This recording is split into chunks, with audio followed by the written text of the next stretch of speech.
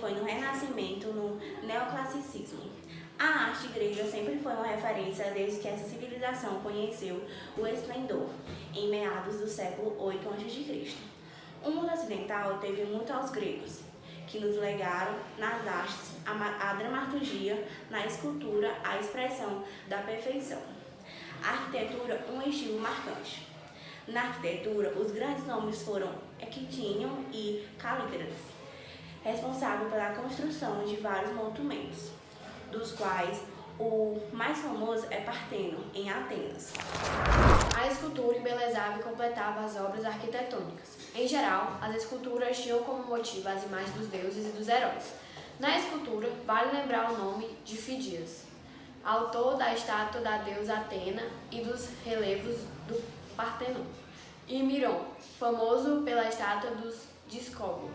Os gregos desenvolveram também a pintura, a música e a cerâmica.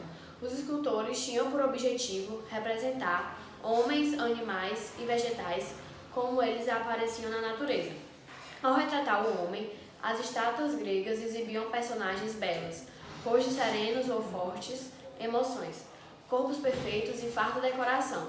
Fala-se até que as criações de pedra eram tão harmoniosas que chegavam a ganhar vida própria.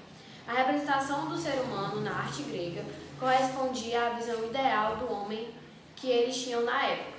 Para eles, a raça humana era descendente de deuses e heróis, e estes, por sua vez, eram datados de formas humanas. Uma das artes mais consagradas na Grécia foi o teatro.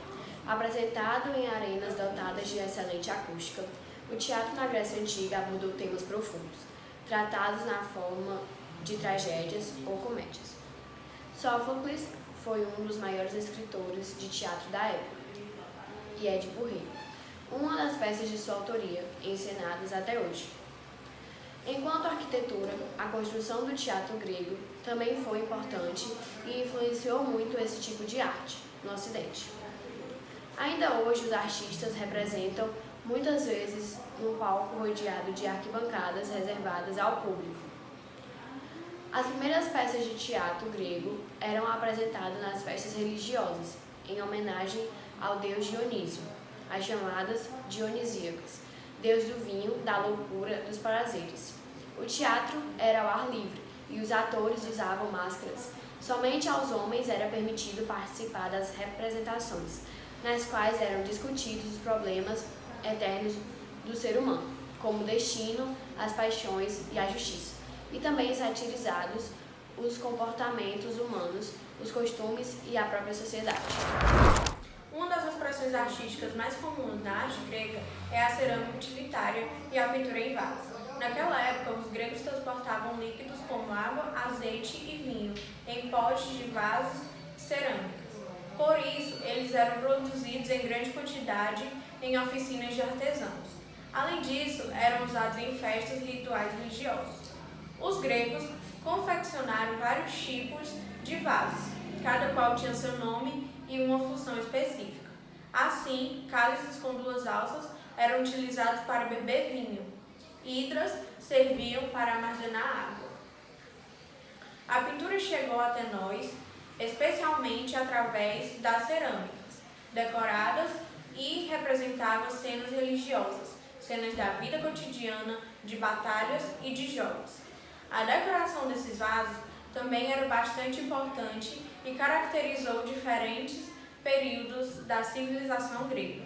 Essas peças de argila eram pintadas, algumas apresentavam figuras humanas e outras retratavam o dia a dia dessa antiga civilização.